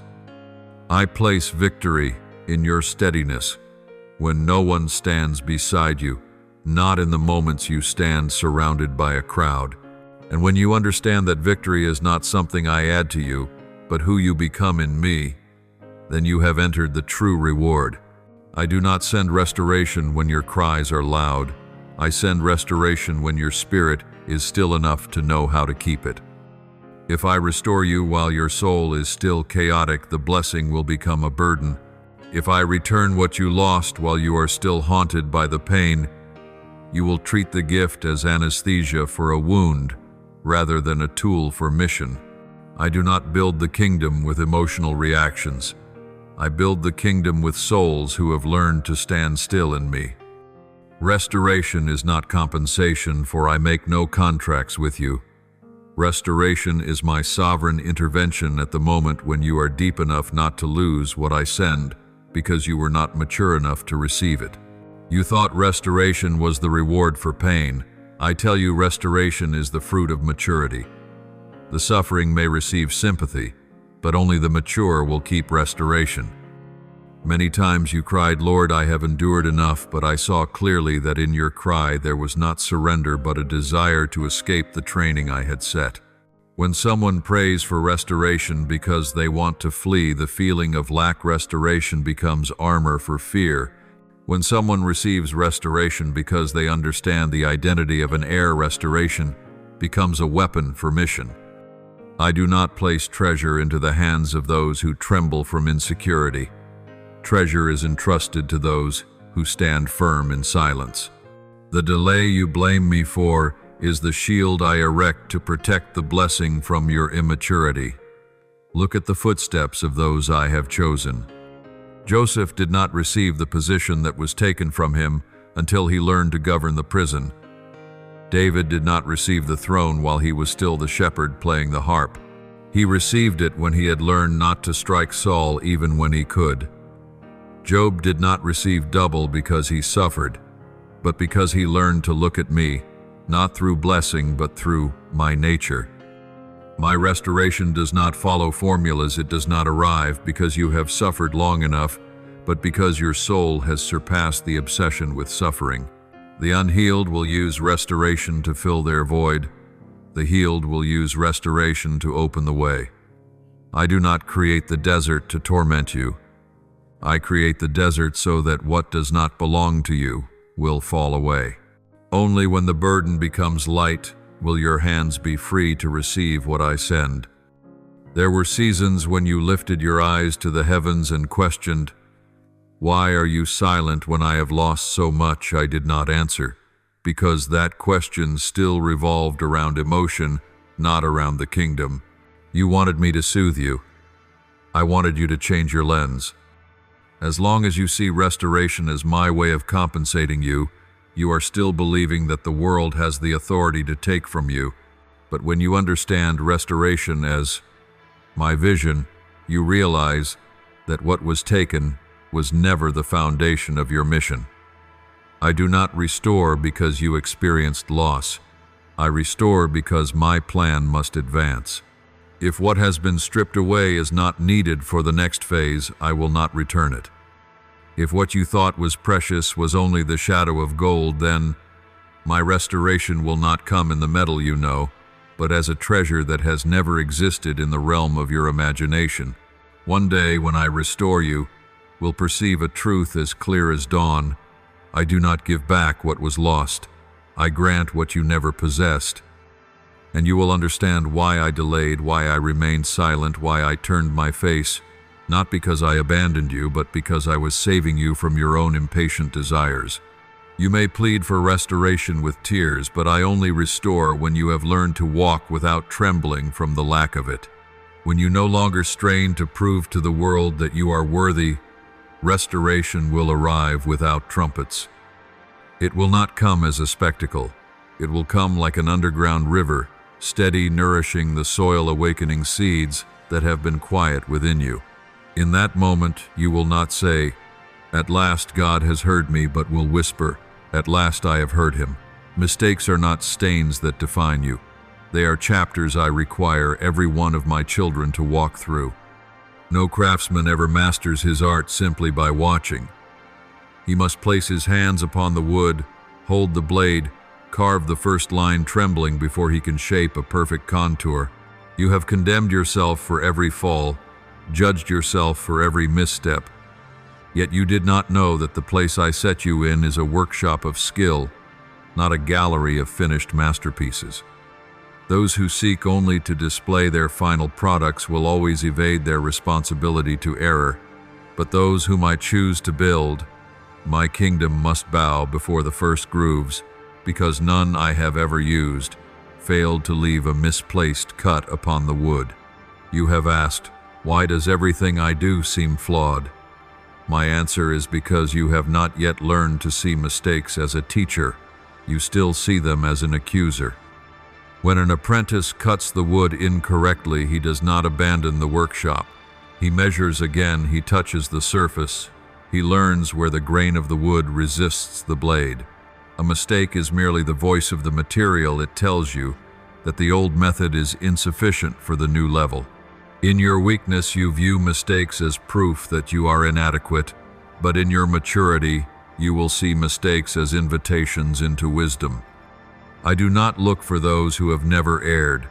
I look for those soft enough to learn and strong enough to stand when mistakes call their name. There are mistakes I allow you to stumble into not because I neglect you, but because I am lowering the height of the bridge you must cross. When you walk in My light, I do not hide from you the first slip. I let you touch the ground, to feel the slope, to know your limits, to understand the weight of the shoes you walk in. The world tells you to avoid mistakes to preserve dignity, but I tell you that mistakes are where you find skill. The cornerstones of temples are not chosen for their initial beauty. They are chosen for their endurance after being chiseled, carved, and tested repeatedly. No stone is ever laid into the foundation before it is struck with the hammer. No soul is ever placed by me into its mission before it has endured seasons of self-accusation so deep they nearly swallowed it. Remember this: mistakes do not ruin destiny, pride does. An apprentice does not feel shame when the saw veers off the line. He only feels shame when he pretends perfection before the master craftsman. You once tried to appear strong before me, hiding the fractures in your soul as though I did not see them. But I never wait for you to be perfect before I come to train you. The enemy preys upon the mistakes you conceal, but I use the mistakes you place upon my workbench. When you confess to me I have cut wrong, I respond, "Good, now let me show you how to set the blade at the right angle." Mistakes make you weaker when you try to hide them. Mistakes make you stronger when you allow me to hold your hand and guide it. I also use mistakes as lessons to help you discern between my voice and the voice of the flesh. There are impulsive steps you took not because you lacked intelligence, but because you lacked stillness. When an apprentice swings the blade too quickly, he cracks the wood because he did not hear the whisper of the grain inside. In the same way, you have broken relationships, lost opportunities, and crashed into walls because you listened to the panic of your heart louder than my voice. I do not curse you in such mistakes. I simply show you the angle of the blade you must learn.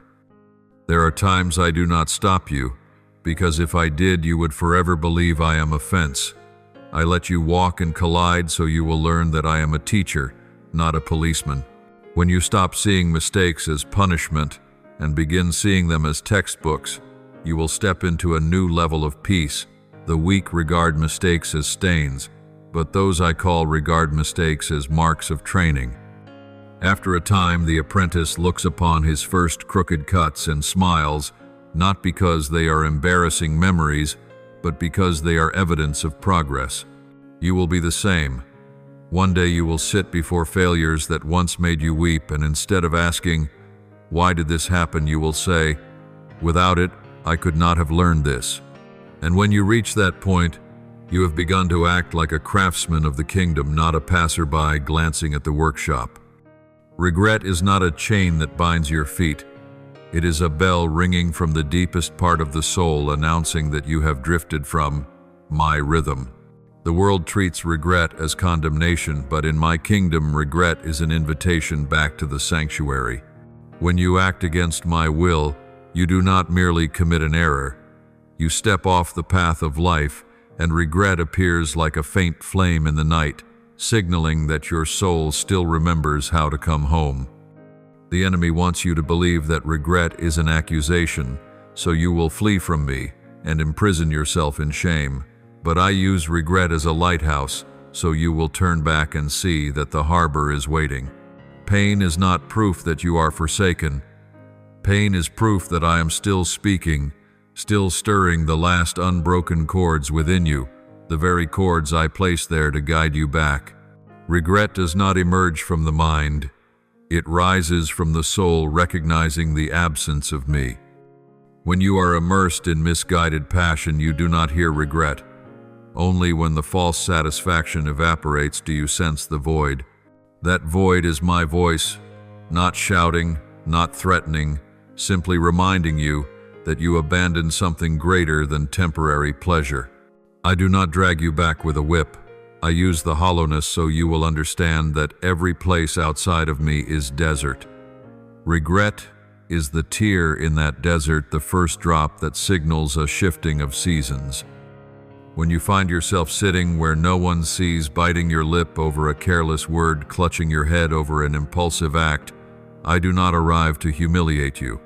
I arrive to say, you have just recognized the place where you do not belong.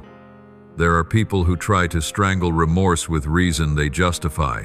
They shift blame, they bend the story, so they do not have to face themselves. Yet the more they twist it, the more their soul fractures, and when the cracks widen beyond what it can bear, remorse is no longer a gentle voice, but becomes a storm. I have sent you many gentle calls within those quiet feelings that say, "This is not right," but when you ignore them over and over again, I must allow you to face the consequences. It is not because I want to punish you, but because only that collision is strong enough to shatter your defenses. People often say, "I knew better, but I still did it," and that very sentence proves that my voice came before the action only you chose to cover your ears. Remorse is not a sound that comes after the mistake, it is the sound I send before it. My word has not failed. It is you who chose to walk the path of the flesh. Remorse is the evidence that you belong to me, because no one who has always been far from me knows how to miss me. Dead souls do not regret. Only living souls feel pain when they turn their backs on the source of life. When you are so lost that you can hear remorse blaring like a siren, it proves that I have not withdrawn my spirit from you. I am still touching your heart. I am still allowing tears to fall. I am still stirring the question, why am I like this? If I were utterly silent, you would feel at ease in the dark, and that would be the true judgment.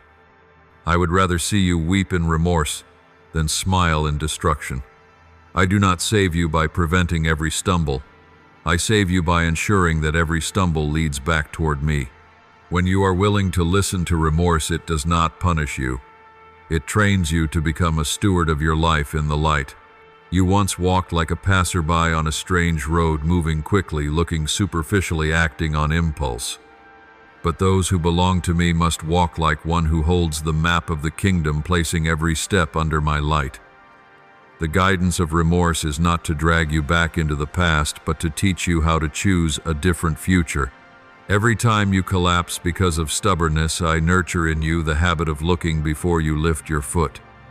Like a warrior training in combat, bruises do not destroy the body, they create muscle memory. Remorse creates the memory of the soul.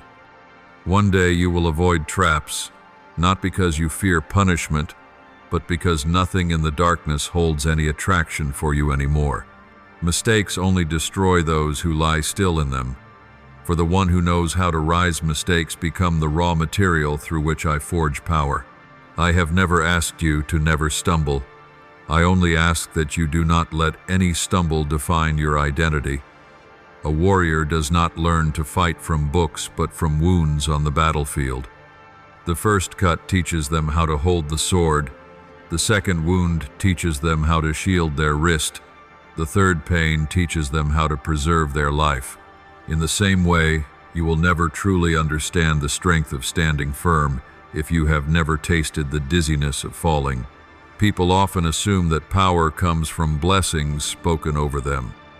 But in my kingdom, power springs from souls that have lost, have fallen, have bowed, have risen, and yet have continued. Mistakes do not make you weak. They simply reveal the places that have not yet been trained. The immature call failure a full stop. The mature call it a map. When you fall, you come to know exactly where the danger lies, where the wind hits hardest, where the ground turns slick and soft, where the blow comes from, an angle you never anticipated.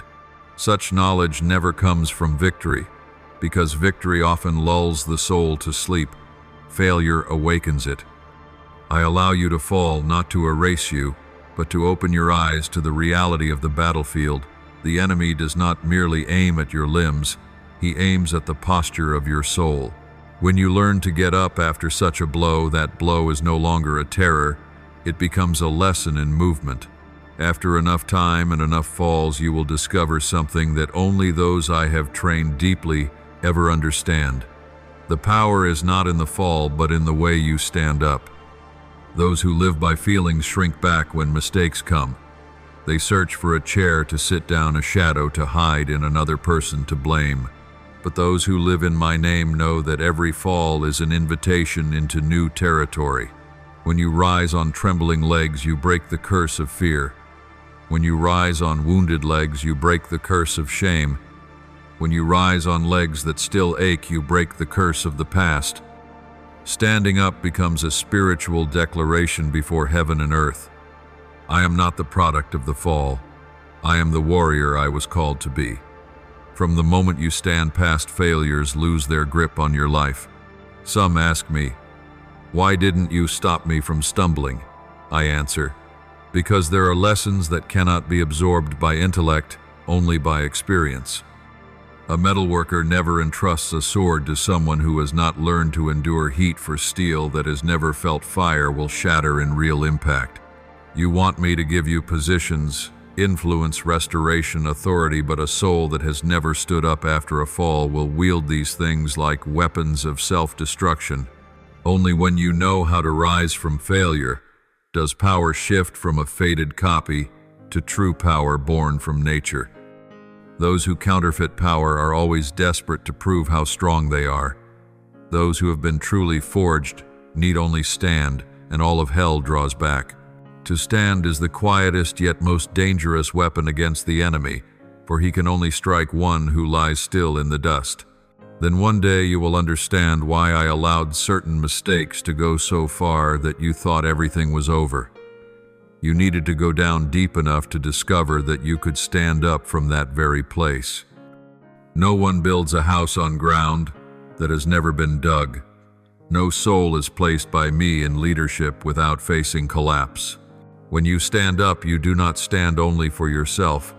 You stand for the souls who will later stumble in the very same ways you once did. You do not fight only for your own life. You fight to open a path. And with every rising, the power I have placed in you gains another layer, not merely power from theory, but power from wounds that have closed and become new skin. The world chases victory by strength. Those who mature in me step into victory by posture. Look back over the entire journey I have led you through, from the silence that looked like abandonment to the signs that human eyes could not see. From mistakes that seemed like utter failure to power ignited in the posture of standing up again. Every chapter you have walked was not random. It was a class I carefully designed to separate you from human ways of seeing and to give you the lens of the kingdom. You have learned that my lack of response is not absence, but my way of drawing the noise out of your soul so you can hear the voice that truly belongs to you. You have learned that there are prayers I do not answer because I am training you, and restorations I do not yet send because you are not deep enough to hold them.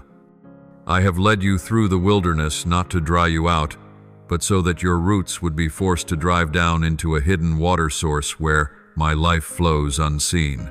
Now you stand at the intersection between what you have suffered and what you are about to become.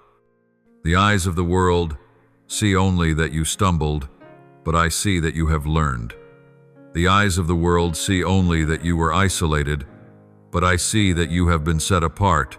The eyes of the world see only delay, but I see that you are in the right season. Everything I have placed into your life does not lie in applause, but in every moment when you were silent, accepted, not understanding, yet still chose to walk with me. When you stepped into the small room, no one knew I was there. When you lay on your bed collapsing and asked, "Why are you silent?" I was there.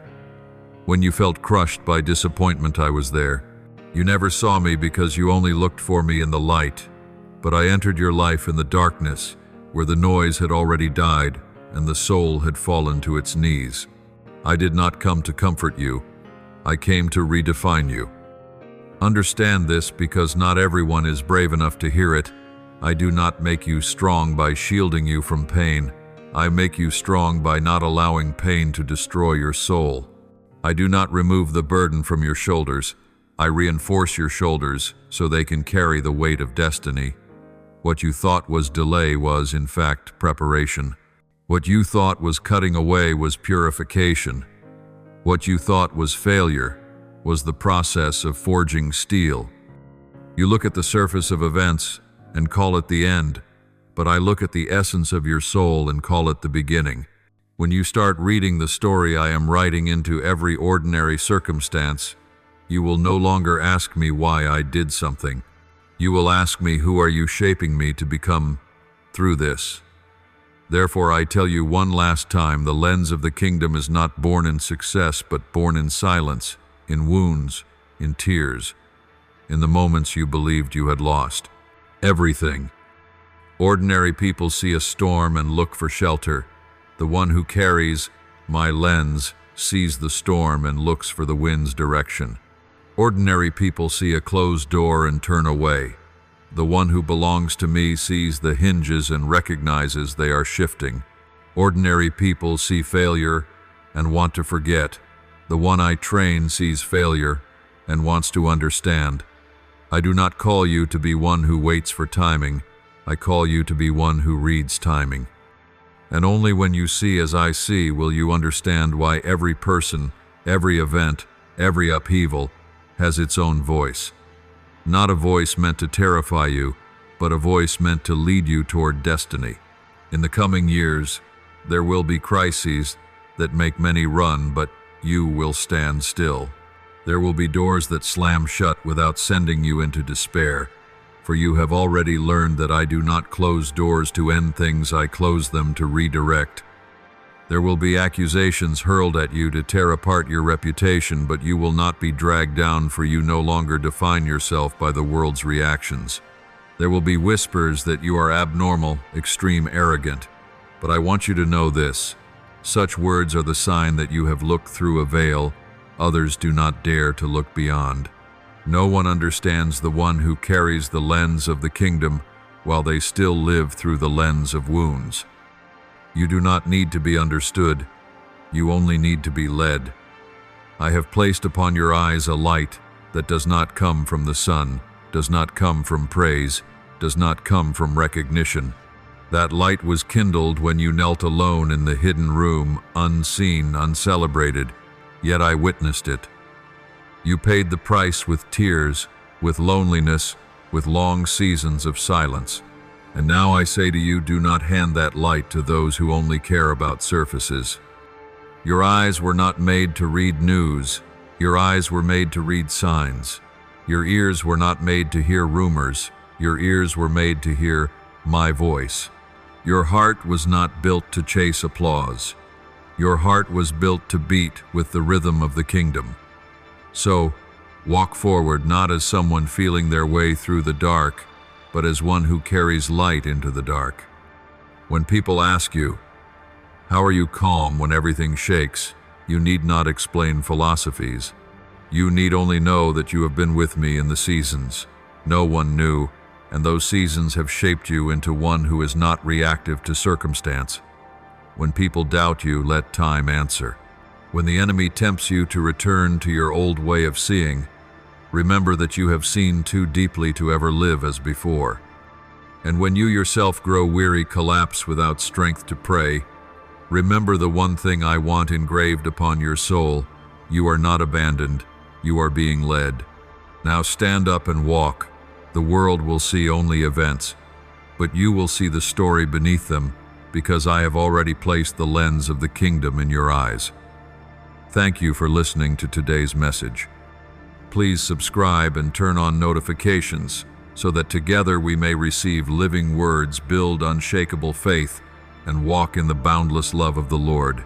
Amen.